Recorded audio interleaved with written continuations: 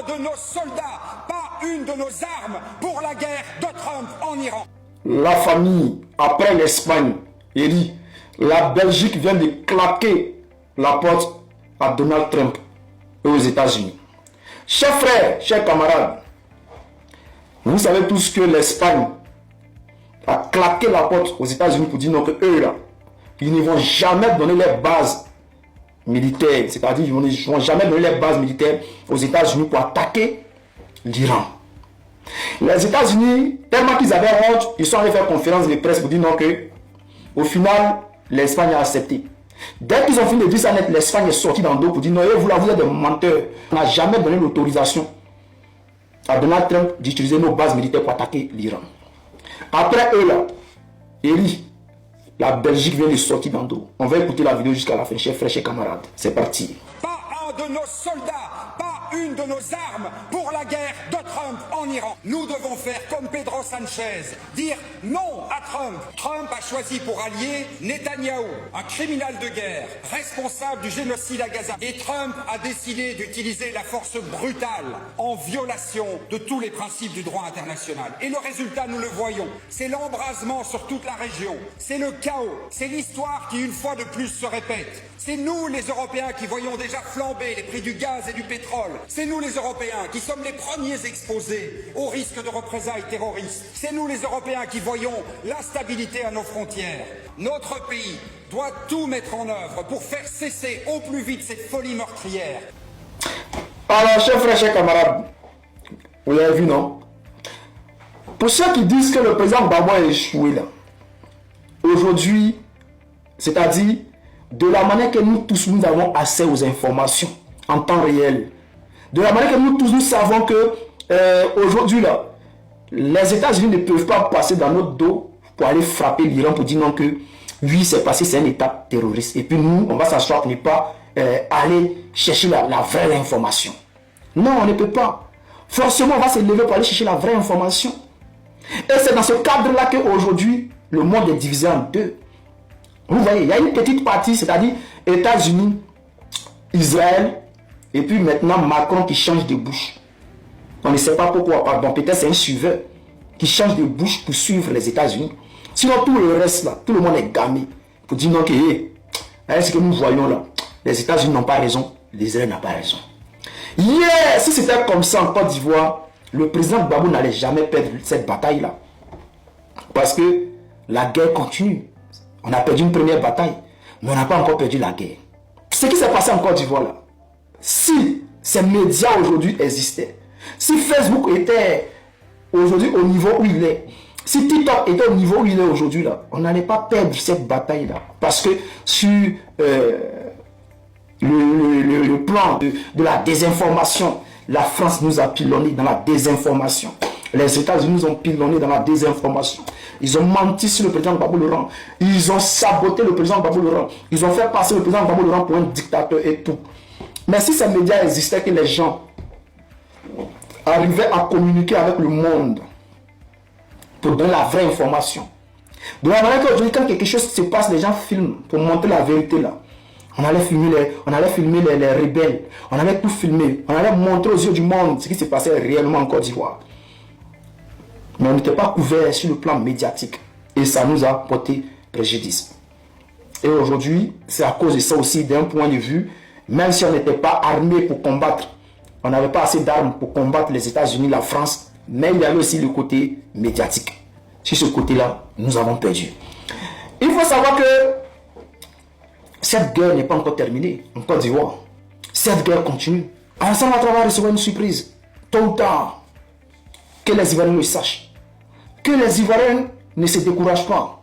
Que les Ivoiriens gardent leur calme. Parce qu'un jour, la Côte d'Ivoire sera libérée. Comme le Burkina Faso a été libéré, comme le Mali a été libéré, comme le Niger a été libéré. Et nous allons continuer cette lutte-là, cette bataille-là. Chers frères, soyez-en sûrs. Alors, peuple de Côte d'Ivoire, vous voyez aujourd'hui ce qui se passe en Israël. De la manière que l'Iran est en train de frapper. Ils groupent sur l'Iran, hein, mais les réponses de l'Iran là. Est-ce que vous avez vu le dernier missile iranien, Khorramshahr 4? Il dit, les dégâts qui sont en train de faire en Israël aujourd'hui là. Eh Dieu, Côte d'Ivoire, quand on va libérer ce pays-là, ne vous inquiétez pas. On fait de quoi, on va mettre de côté. Et puis, on va gérer l'armée. Quand on va gérer l'armée là, le pays va se développer tout seul. Parce qu'on a tout ce qu'il faut. La Côte d'Ivoire est riche. C'est un État très riche. Donc, on n'a pas besoin de faire des coups bas pour développer le pays. On n'a pas besoin de prendre des crédits et puis mettre dans nos comptes en banque, comme Alassane Ouattara aujourd'hui. Il garde son compte en banque de milliards de francs CFA qui prend comme crédit. Alors, chers frères, nous, quand on va reprendre le pouvoir, on va gérer l'armée. Et après l'armée, là, le pays va se développer tout seul. Vous voyez aujourd'hui au Burkina Faso. Le Burkina Faso, le Mali sont en train de se développer tout seul. Pourquoi? C'est parce que l'armée est solide. Yeri, pendant qu'il y a la guerre dans ce monde-là, tous les pays du monde se bousculent pour fabriquer des armes de dissuasion. L'Afrique dort. Ils sont en train de faire des communiqués en 2 balles. Voici vauriens de CEDEAO qui sont communiqués. L'Union africaine qui n'existe même pas là, sont communiqués. C'est-à-dire vos amis sont en train de fabriquer des bombes, des armes, des dissuasions pour se préparer. Vous dormez. Alassane Ouattara, c'est sur les opposants qui est fort. C'est là, on veut voir quel président qui est fort. C'est là, en Afrique, là, vous êtes fort sur les opposants. C'est-à-dire dans tous les pays africains, là, vous frappez toujours les opposants. Vous frappez vos populations. Mais on dit il y a la guerre qui approche. Hein? On dit les Djugas, ceux qui ont Dagbashi, là, ceux qui ont bouche dans le pays, là, dans ce monde-là, ils sont en train de se battre. Pendant ce temps-là, vous, les Africains, vous dormez. Après, vous venez pleurer pour dire non que oui, les Européens viennent nous mettre la pression pour prendre nos matières premières. Pendant ce temps, vous dormez. C'est pour cela, depuis ma position, je salue l'AES. Pendant que l'AES se prépare à ce qui arrive là. Là, voilà. Et dorme. En Côte d'Ivoire, ça dort. Ghana, ça dort. Nigeria, ça dort. Togo, même là, on n'en parle pas. Même Bénin, même là, attends, laisse-moi rire. Bénin dort. Sénégal, même là, ils sont entrés dans les moments de tchep-tchep. On dit, les gens sont en train de fabriquer les armes pour défendre les nations. Vous fabriquez quoi? Hein? Il dit, c'est comment? Comment vous préparez l'événement qui approche là? Parce que cette guerre-là vient de commencer. Hein. Ça a commencé en Ukraine, c'est arrivé maintenant en Iran. Après Iran là, on a vu un peu que ça touchait un peu le Liban. Ne vous pressez pas, ça va arriver en Afrique. Peut-être l'argent qu'ils sont en train de dépenser dans cette guerre là, c'est en Afrique qu'ils vont venir récupérer cet argent là. Maintenant quand ils vont venir là, comment vous allez vous défendre là? Vous êtes là, vous dormez. Il y a eu tant d'esclavage pendant que avant même l'esclavage même là, les Européens là, eux se battaient entre eux. C'est-à-dire eux là, les guerres là, c'était entre eux. Pendant ce temps là, vous les Africains là, bon nous les Africains, on dormait, nos ancêtres dormaient. Ils ont fini là, quand ils ont fini là, ils sont arrivés sur nous maintenant. Voici Première Guerre mondiale. Ils sont en train de se frapper. Et puis nous on dort, on les regarde et puis on dit cela ils se tirent dessus. Hein. On fabrique même pas aigu même pour dire on fabrique un petit couteau pour se défendre. Non, on dormait. Deuxième Guerre mondiale arrivée. Là, on dormait. Là, ils sont venus nous ramasser même pour aller faire la guerre à leur place. La Première Guerre mondiale, là, maintenant qu'ils nous ont frappé même là, ils ont déplacé la guerre là pour venir faire ça en Afrique. Maintenant, Deuxième Guerre mondiale, là, même là, c'est nous-mêmes, on dit bouclier humain. Ils ont pris nos enfants, nos parents, pendant qu'ils étaient en train de dormir lors de la Première Guerre mondiale, Deuxième Guerre mondiale, ils sont venus prendre les enfants, ils voulaient parler, on les a d'abat même pour mettre dessus. On a pris les enfants pour aller faire bouclier humain. Voici Troisième Guerre mondiale qui est en train de se dérouler comme ça, là. Chacun est en train de tester ses armes. La France est en train de sortir les plus dangereux bateaux pour aller frayer un peu l'Iran, non? Genre, ils ont une dissuasion façon là. Ils sont allés, et puis Macron sort maintenant pour dire, ouais, les gars, moi, je vais fabriquer une bombe plus dangereuse que Satan 2. Pendant ce temps-là, nos parents dorment en Afrique. Eux tous, c'est des dormeurs. Quand ils vont finir là, ils vont arriver sur nous pour récupérer tout l'argent qu'ils sont en train de dépenser là. C'est chez nous, ils vont venir récupérer ça. Ça fait mal, ça. On rit, hein, mais ça fait mal. Vous êtes fort, vous avez la force sur les opposants. Mais vous êtes incapable de fabriquer aigu. votre ami là, en ce moment là, pendant que la guerre qui se passe dans ce monde là, au lieu de se lever même pour dire non que, même si vous ne fabriquez pas d'armes là, et si vous ne fabriquez pas d'armes, pour augmenter même les effectifs de l'armée même là, ils ne sont pas prêts. Tellement que ce n'est pas eux qui dirigent, tellement que ce ne sont pas eux qui prennent les décisions. Voilà. Ils ne peuvent rien faire, ils sont là, bras croisés. Et regarde, ils voient Alassane Ouattara, billet qui sont là-bas pour dire non, je condamne. Tu condamnes quoi? Toi, tu peux créer quoi, champion? Ferme ta bouche.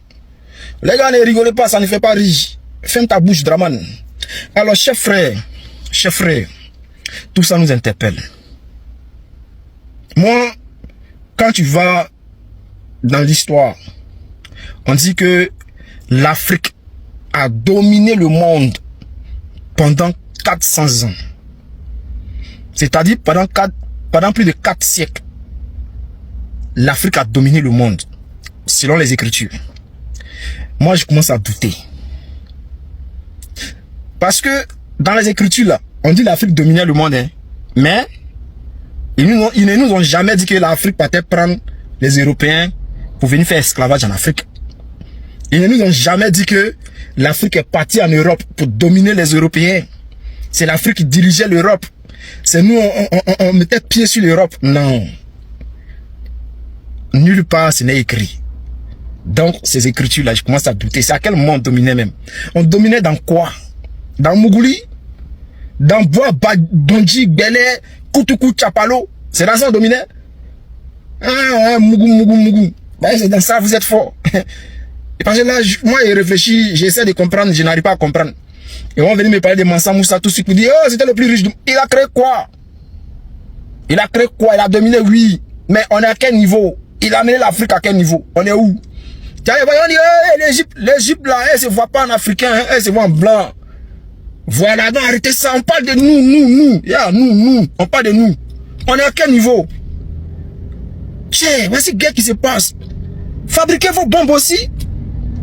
Fabriquer aussi, même on dit c'est armes nucléaires seulement que les États-Unis ne veulent pas que les gens fabriquent.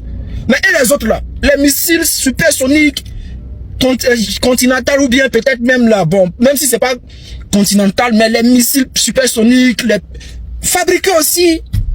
Afrique, fabriquer aussi. Protéger l'Afrique. Putain, tout cela c'est des suiveurs, ça fait mal, mais c'est la vie.